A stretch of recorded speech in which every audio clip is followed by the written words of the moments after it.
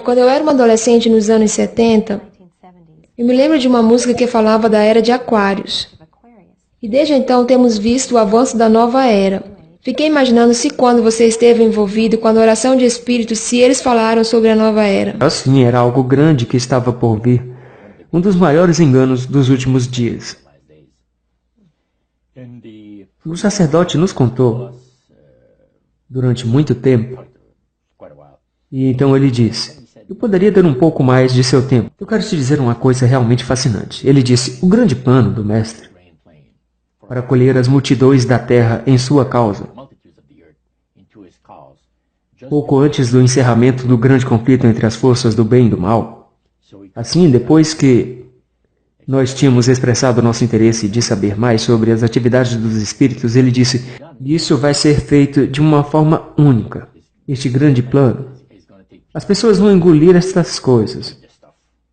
Porque, ele disse, os espíritos demoníacos, irão afirmar serem habitantes de planetas de galáxias distantes, que estão vindo para alertar os habitantes do planeta Terra da iminente destruição do planeta, a menos que alguma coisa seriamente seja feita para evitá-lo. Então, ele passou a... Eles irão afirmar que têm experiências fora do corpo. Vocês já ouviram falar de experiências fora do corpo? Muito. E que algumas pessoas é suposto serem capazes. Eles acreditam que a sua alma é imortal, projeção astral, isso mesmo. Uma pessoa vai a lugares diferentes do mundo, vê coisas, voltam e escrevem tudo sobre isso. Então, devido ao fato que milhões de pessoas na Terra acreditam que têm uma alma imortal, e isso é prontamente aceito. Quando os espíritos falam através de um transmédium, falam com pessoas influentes. Mas o que é um transmédium? É um canalizador hoje em dia. O que hoje é conhecido como canalizador? Sim. Shirley MacLaine teve experiências se envolvendo com o espiritismo e com os supostos habitantes de planetas de galáxias muito distantes. Eu gravei a coisa toda, que foi de 3 horas, e você estava ouvindo o cumprimento do que este sacerdote tinha dito há 45 anos atrás. Sim, exato. Então, ele passou a nos explicar sobre o fato de que os espíritos vão mostrar-se dispostos a dar orientações valiosas, que não somente ajudarão as pessoas a evitar a destruição do planeta, mas que fará entrar em um estado superior de existência. Por exemplo, ele disse que os espíritos irão prometer, é uma palavra de grande promessa, que se suas recomendações forem seguidas cuidadosamente, eles conduzirão a uma gloriosa nova era de paz e prosperidade.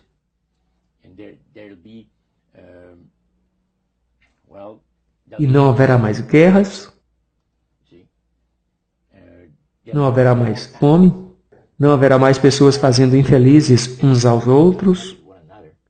O vizinho amará o vizinho, a perturbação social não acontecerá mais, haverá felicidade perfeita por 1000 anos. Isso é o que os espíritos irão prometer. É quase como o Jardim do Éden, criado mais uma vez. Agora nós encontramos muitos pregadores pregando a gloriosa vitória da nova era. Vitória sobre a guerra, vitória sobre a perturbação social, vitória sobre a fome e vitória sobre todos os tipos de coisas. Ele usou as palavras nova era para descrever o que estava vindo. Seria uma gloriosa nova era, sim. Isso é exatamente tudo o que o movimento é hoje. Ele continuou e disse como a vida neste planeta se tornará cada vez mais difícil e calamidades atingirão o planeta e mais frequentemente, os espíritos naquele tempo irão colocar todos os seus esforços para impressionar os líderes religiosos, para trazer ante as massas da Terra a santidade do domingo. E eles ensinarão a santidade do domingo, com os líderes religiosos, olhando à frente para os 1000 anos de paz sobre a Terra. Eles colocarão todos os esforços nisso.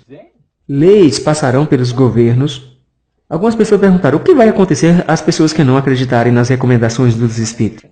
O sacerdote disse: isso não será problema, absolutamente. Leis serão aprovadas pelos governos, que irão obrigar as pessoas a se juntarem a eles, independentemente de acreditarem nelas ou não. E os oficiais que aplicam as leis irão explicar para as pessoas, de forma clara, que tal lei é necessária para assegurar o bem-estar de todas as pessoas.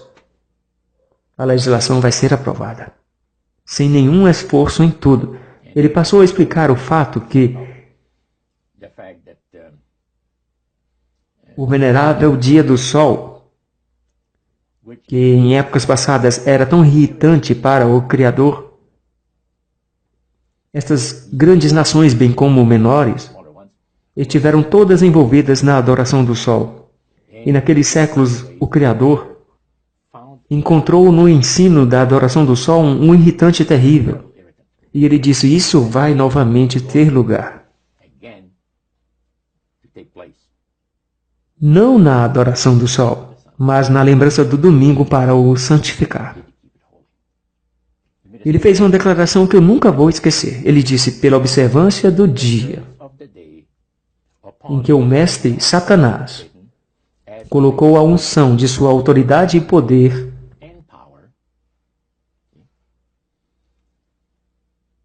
ele recebe a homenagem, independente de quem as pessoas pensam que estão adorando. Então você pode entender agora, porque eu tive 28 estudos bíblicos em uma semana e comecei a ir à igreja no sábado e eu não faltei uma vez. Até eu fiquei muito doente para comparecer. A questão de um dia de adoração veio nessa reunião. O domingo foi o único dia mencionado. O sacerdote mencionou o fato de que Satanás escolheu o domingo como o seu dia. O Criador escolheu o 7º dia da semana. Lúcifer escolheu chamar o seu dia, o 1º dia da semana, domingo.